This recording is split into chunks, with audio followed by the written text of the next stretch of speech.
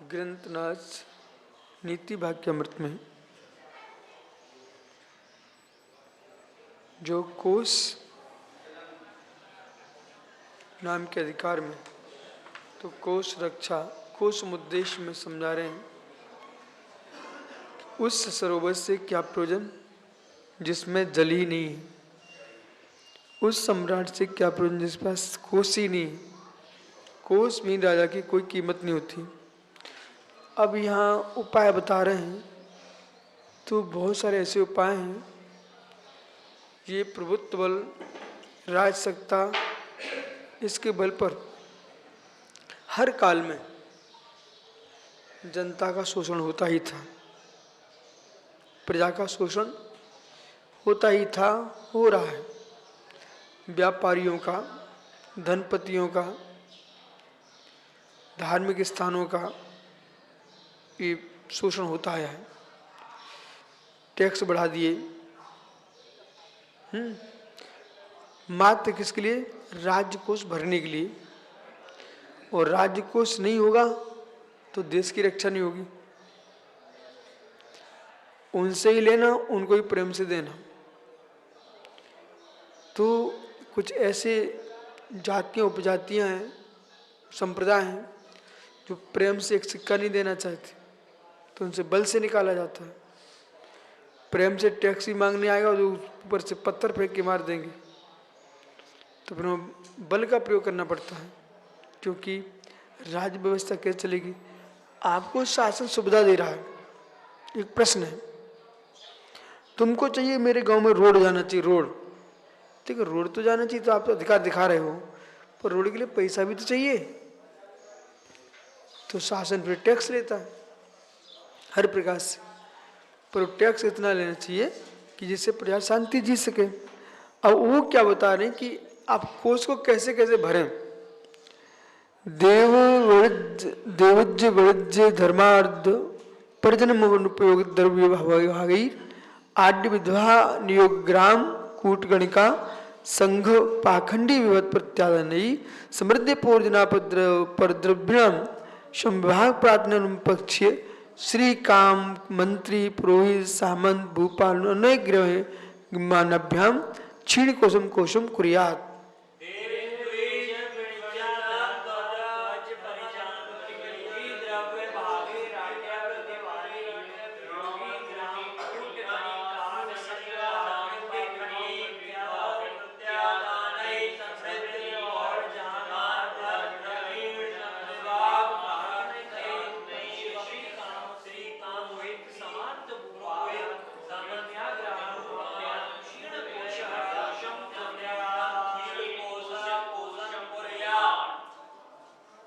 अब बीच में देखो, इंदिरा गांधी के काल में दक्षिण भारत में विराट जमीन थी वहाँ के लोगों के पास, जैनियों के पास।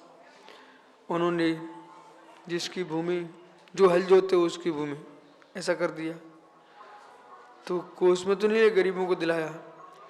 पर जिनकी आते भारत सरकार ने कितनी झोपड़ियाँ झुग्गी दी है, पर वो झोपड़ी ले करके बेच करके दूसरे को और फिर नई झुग्गी बना लेते। समझ नहीं, पट्टे दिए, ऐसे ही जमीन दिए, तो जमीन पर कुछ दिन उन्हें काम करते हैं, बाद में वो जमीन बेच लेते। तो ऐसी स्थिति है। देव दुज तो कह रहे हैं कि विद्वान, देवज, देव यानी ज्योतिषी, देवज्ञ यानी ज्योतिषी, विद्वान, द्विज यानी ब्राह्मण। तो जो विद्वान लोग हैं, ज्योतिषी हैं, वे घर घर में कमा रहे हैं, तो उनकी संपत्ति पर टैक्स लगाना चाहिए। ऐसा कह करके जिससे राजकोष बढ़े। विद्वान है उनसे और ब्राह्मण और व्यापारियों से, ब्राह्मणों को सीधा मिलता है, गांव लगे रहते हैं, तो फिर शासन उनसे भी टैक्स ले, व्यापारियों से टैक्स ले, ठीक है, व्यापारियों से। तो उनके द्वारा संचित धन में क्रम से राजा तो व्यापार करने जा नहीं रहा है, सुविधा दे ही रहा है, तो वो लाएगा कहाँ से? आपसे ही लाएगा, आपको ही देगा। धर्म अनुष्ठान तो धर्मोद्धरण, धार्मिक अनुष्ठान जैसे बीच में चला था, मंदिरों पर टैक्स शुरू हो गया था। मंदिरों पर टैक्स, जिन मंदिरों में बहुत ज़्यादा जो दान आ रहे हैं ना, उन मंदिरों की संपत्ति बोले मात्र मंदिर की सुरक्षा के लिए तुम्हें रखा जाएगा, पूजन पाठ के लिए दिया जाएगा, और जो तुम्हारा पंडित लगा है उसका वेतन भी शासन देगा, पर जो चढ़ोतरी आएगी वो शासन ले जाएगा। अब जिन मंदिरों में सोना चांदी बहुत कुछ आ रहा है, तो वैदिक मंदिरों जैसे पन्ना में बहुत सारे किशोरी मंदिर आदि ना, इन पर ऐसा शुरू कर दिया था।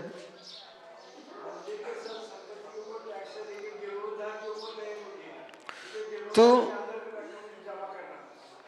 इस प्रकार से अनुष्ठान कुटुंब पालन के जो धनराशि बचे उसे अपने कोष में ले लेना चाहिए।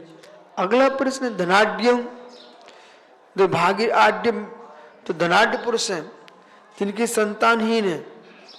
अब संतानहीन है तो शासन को ध्यान रखता है, इनके पास कोई संतान नहीं है, ये खत्म हुए तो किसी न किसी कोई ना कोई कब्जा करेगा, तो दूसरे कब्जा करने की अपेक्षा से शासन ही उसमें कब्जा कर लेता।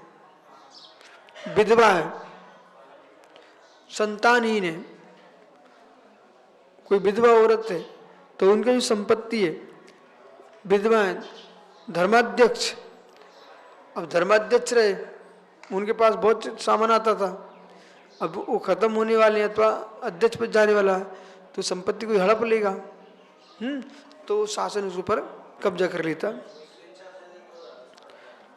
अधिकारी वर्ग, वेश्याओं का समूह, कापालिक आदि पाखंडी के धन पर कर लगा उनकी संपत्ति का कुछ अंश ले अपने कोष में वृद्धि करना चाहिए। और कैसे बढ़ाए, तो संविभागा, संपत्ति जो देशवासी हैं, अच्छे धनाढ़ देशवासी, उनके यहाँ क्या करना चाहिए, प्रचुर धनराशि विभाजन कर उसके संविभागा, उसका विभाग कर लो, और उनके जीवन के योग्य छोड़ करके अब से धन को प्राथमिक को शांति से लेकर अपने कोष में बढ़ा लेना चाहिए।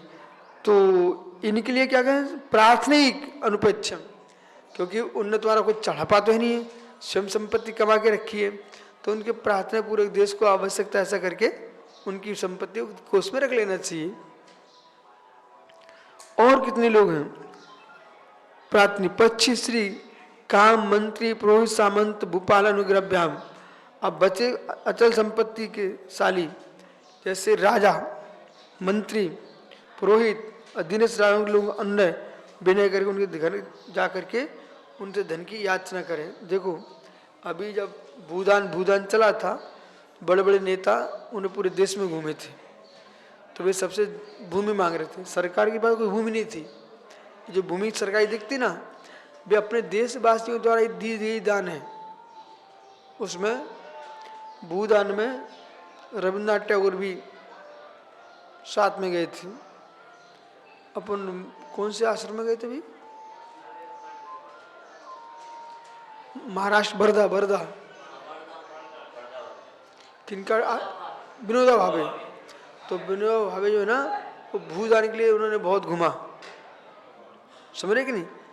तो वो भूदान का मतलब था कि वो ये जब है नहीं सामग्री, तो शासन के काम किस पे होंगे, इतनी संपत्ति उसमें भूमिदान खरीदने में लगा देंगे तो अन्य काम कैसे चले, तो भूदान प्रारंभ चला था। जैसे बहुत सारी पंचायतें हैं, सुन रहे आप, जैन समाज के ले लो, वो पंचायतें जरूर हैं पर उनके नाम पर कोई मंदिर नहीं है।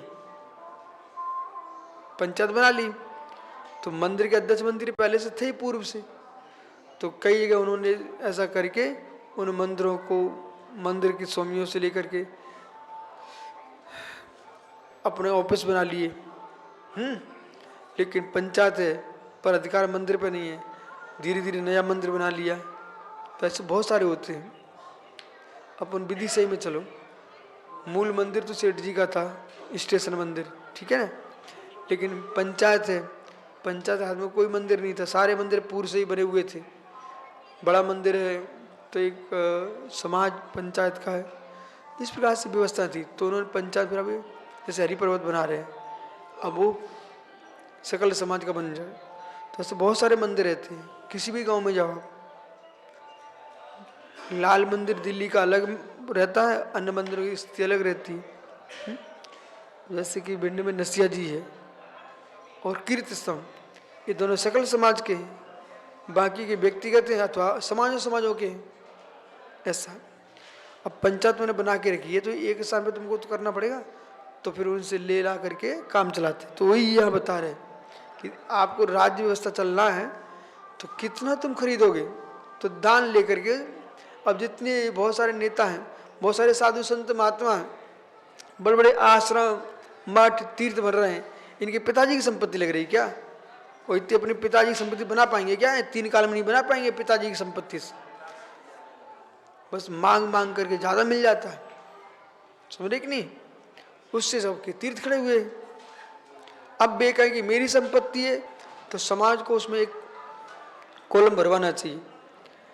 आप आश्रम बना रहे हो, तीर्थ बना रहे हो, स्वीकार है, हम लोग दान भी दे रहे हैं, लेकिन ये संपत्ति का अधिकार सकल जैन समाज, जिस भी समाज का होगा, सकल भारत समाज इस प्रकार से लगाना चाहिए, जिससे कि वे भविष्य में अपने बहन भानोई भतीजे को न दे पाए। निस्ती बनती है सुब्रत साहब, पता है आपको? उनने तीर्थ बनाया बोला, वो अपने भतीजे बिठा लिए, कोई भाने बिठा दिए, कोई मामा बिठा दिए, कोई चाचा बिठा दिए। अब वे समाज को दर्शन के लिए भी परेशान करते हैं, बोले इतने बजे अभिषेक हुआ, ऐसा अभिषेक हुआ, वैसा अभिषेक हुआ। बोले नहीं भैया, संपत्ति जैन समाज की है तो फिर आपको समाज के हिसाब से नियम बनाना चाहिए, अन्यथा काल ऐसा होगा। अब कोई कह रहा है कि हमारी ब्रह्मचारी के नाम कर दो, कोई कह हमारी ब्रह्मचारी के नाम कर दो। कल वो तुम्हारी ब्रह्मचारी के परिणाम खराब हो गए, किसी साथ भग गई ना, वो संपत्ति भी चली जाएगी। इसलिए द्रव्य क्षेत्र काल लेकर निर्णय करना चाहिए। कल किसी ब्रह्मचारी के नाम करी तूने पूरे क्षेत्र, उसने कर ली शादी, बन गया घर गृहस्थ, पर नाम तो उसी के नाम पर चल रहा है। अभी एक घटना घटी थी, एक आचार्य महाराज थे महात्मा जी, पर वो भिन्न जाति के थे। और उनकी समाधि के बाद उनने जितना तीर्थ मर बनाए, उनके भाई बंधु आ गए, बोले हमारी जाति के महाराज थे, वो हमारा हिस्सा दो पूरा। चातुर्मास था अपना आगरा में, हमारे पास आए। हमने भाई जो साधु बन जाता किसी भी समाज का हो, वो साधु फिर समाज का नहीं बचता। उनने जो तीर्थ बनाया है वो समाज के पैसे से बनाया है, इसलिए उसमें तुम्हारा कोई हिस्सा नहीं हो सकता। आप हिस्से की बातें मत करो यहाँ पर। वो धन, वो संपत्ति, तीर्थ पूरा जैन समाज का, पूरी अखंड जैन समाज का। तो तुरंत समझ में आ गया, अरे उनके भाई बंधु आ गए, बोले हमारे समाज के महाराज थे, हमारे घर के महाराज थे, आप हमारी संपत्ति हमें दिलाओ।